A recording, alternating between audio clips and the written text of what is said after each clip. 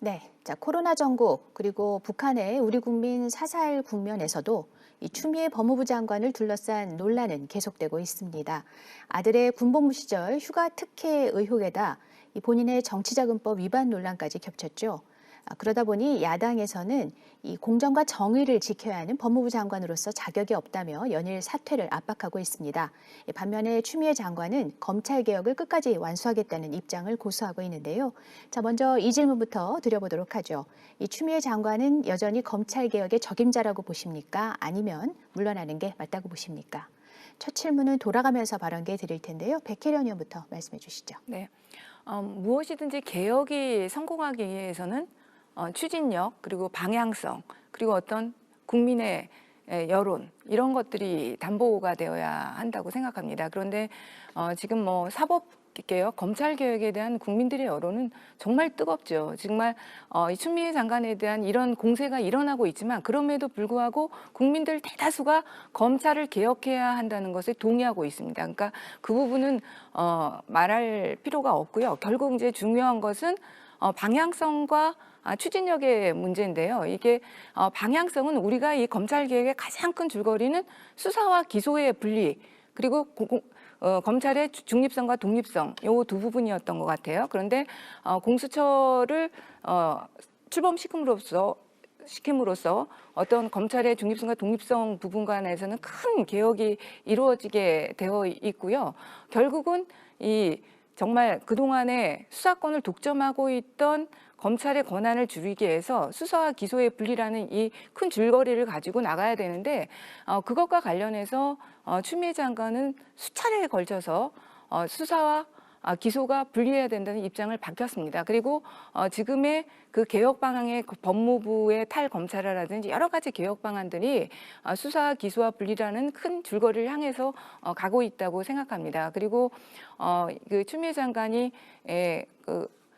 오선 의원으로서의 그런 카리스마와 그런 것들을 가지고 지금 굉장히 추진력 있게 그런 개혁 과제들을 해나가고 있기 때문에 지금 야당의 여러 가지 정치적 공세가 있지만 그럼에도 불구하고 지금 전국에서 검찰 개혁을 안수해 나가는 데는 전혀 문제가 없다 그렇게 봅니다. 네, 유상보 의원도 말씀해 주시죠. 네, 저희 당의 추미애 장관 아들의 군복무의 공정성 훼손 문제와 추미애 장관이 국회에서 답변의 도덕성 문제에 대해서 비난을 했더니 추미애 장관은 검찰 개혁으로 응답하고 있습니다. 전형적인 동문서답의 대답인데요.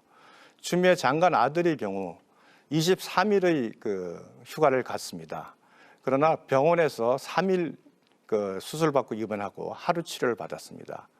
2차 연장을 할 때는 보좌관이 전화를 해서 사실상 휴가 명령서도 없고 요양심의도 받지 않은 상태에서 2차 연장을 받았습니다. 그 뒤이어 개인 휴가를 4일 받았는데 이 또한 본인이 부대에도 복귀하지 않고 보좌관이 전화를 해서 휴가가 처리됐습니다. 그러나 그 휴가도 23일이 아닌 25일 날 뒤늦은 휴가 명령서가 나온 것입니다. 누가 봐도 이와 같은 휴가는 일반인이라면 전혀 받을 수 없는 그런 휴가입니다. 그래서 저희가 황제 휴가라고 명명을 하는 것입니다. 이러한 공정성 문제를 정치적 공세라고 어떻게 치부할 수 있겠습니까? 이것은 온 국민이 분노하는 문제고 20대의 젊은 사람들은 이 점에 대해서 다 분노하고 있다는 것은 여러분이 다 아실 것입니다. 또 하나, 추미애 장관이 국회에 출석해서 끊임없이 보좌관의 전화 문제에 대해서 끊임없이 말을 바꿨습니다. 잠시 보시겠습니다.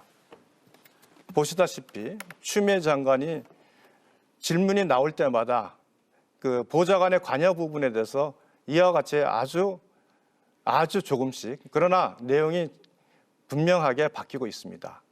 이와 같이 장관이 보좌관이 관여하고 전화했느냐는 부분에 대해서 답을 하면서도 하나의 팩트에 대해서 다양한 답을 내고 있습니다.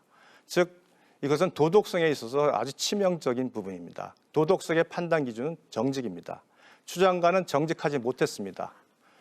그래서 저희는 보좌관이 장관의 도움 없이 장관의 지시 없이 관여했다는 것은 상식에 반하고 그를 통해서 추 장관도 당연히 관여했다고밖에 판단할 수 없기 때문에 공정성 문제에 있어서 추 장관이 책임이 있다. 또 국회에서도 추 장관은 결코 정직하지 못했다. 이 두 가지 점을 가지고 결코 추 장관이 검찰개혁의 적임자가 될 수 없다라는 입장에서 사퇴를 주장하고 있는 것입니다. 네, 김한규 대변인도 들어볼까요? 네, 이 사건은 1월 3일 국민의힘의 전신인 미래통합당에서 추미애 장관과 그 아들을 검찰에 고발함으로써 이제 법률 문제화 됐습니다. 제가 아까 말씀드린 이 정체 사법화를 미래통합당에서 만들어낸 것인데요. 그동안 이 황제 휴관이 아니면 탈영인이라고 얘기하지만 이게 법률적으로 국무이탈에 해당하지 않는다라는 점에 대해서는 잠시 후에 충분히 납득할 수 있게 시청자분들이 이해할 수 있게 설명을 해드리겠고, 자꾸 국민들이 다 안다라고 얘기하시는데 최근에 군대를 현역으로 갔다 온 20대 그리고 30대 젊은 남성들은 이 지금 하고 있는 얘기가 정치적인 공세라는 거에 대해서 많이 알고 있을 거라고 생각합니다.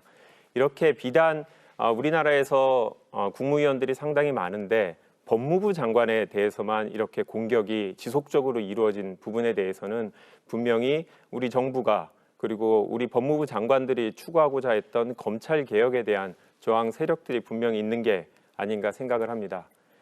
수사와 기소의 분리라고 얘기하는데 제가 19년 동안 법조인으로 일하면서 겪은 검찰 개혁의 취지는 이런 겁니다.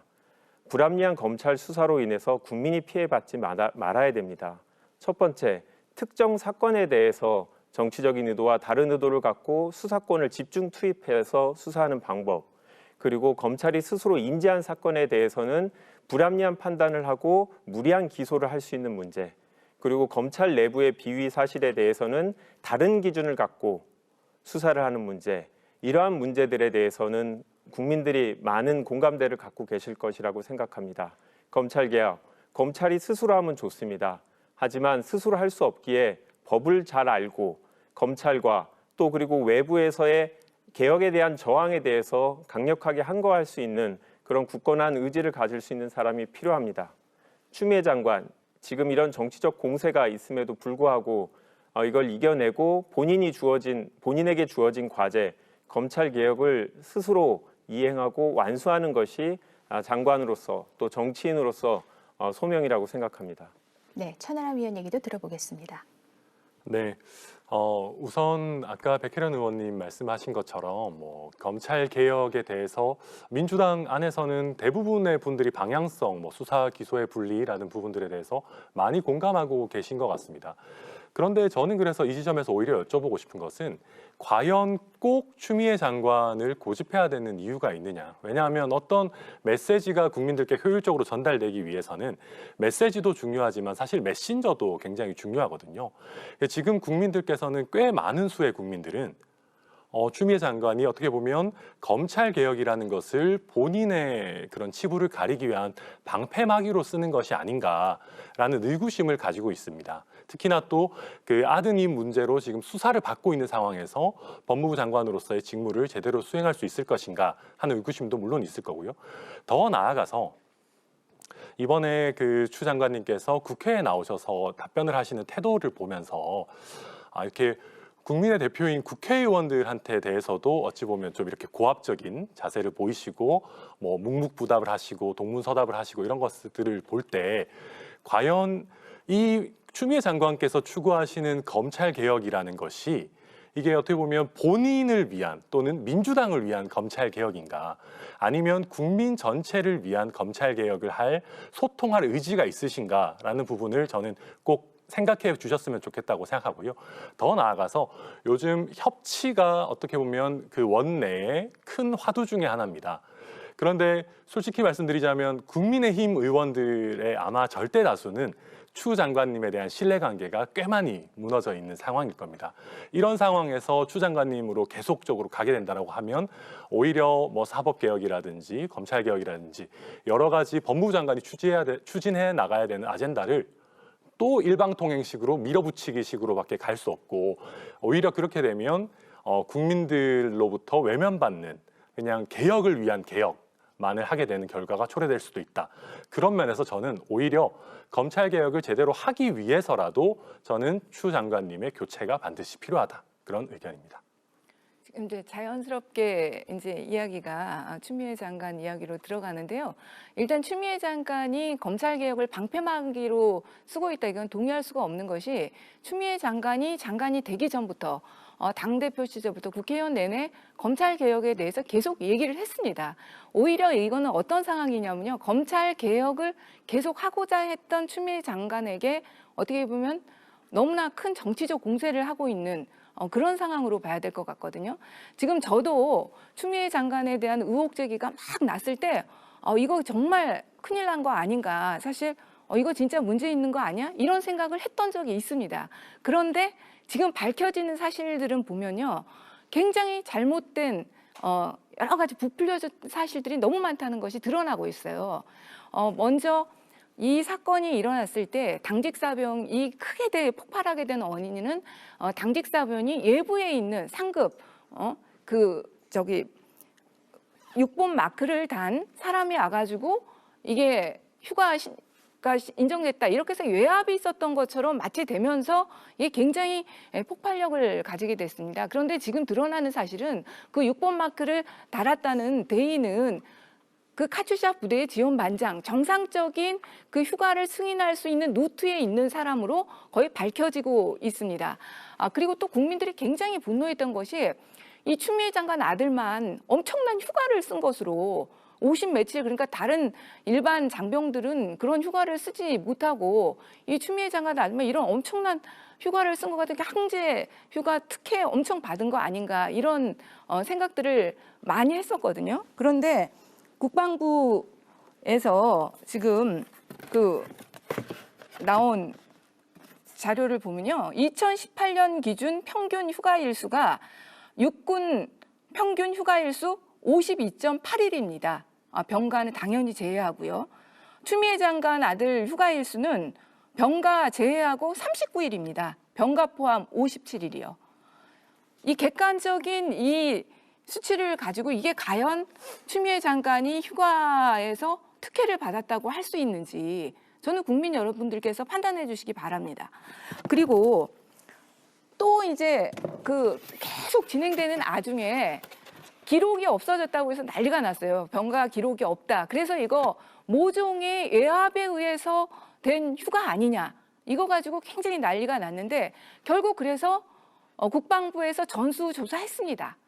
그랬더니 이 카투샤 병가 휴가자의 서류 보존 현황을 보니까 2016년부터 2019년까지 500명 전수조사 결과 서류 미보존이 43%예요. 거의 절반 이상의 서류가 없다는 것이죠. 그러니까 추미애 장관 아들이 어떤 특혜를 받아서 이런 서류가 없었던 것이 아니고 군대에 어떤 행정적인 미비, 특히 카투샤가 갖는 특성이 있었던 것 같습니다. 카투샤라는 것이 한국군과 미군의 중간지대에 있는 부대이다 보니까, 그리고 또 행정적으로도 양쪽으로 처리를 해야 되는 그런 시스템을 가지고 있습니다. 그런 과정에서 이런 부분들이 있었던 것이고요. 이 외에도 정말로 우리가 그동안 보도됐던 많은 내용 중에서 잘못된 부분들이 굉장히 많습니다. 네, 알겠습니다.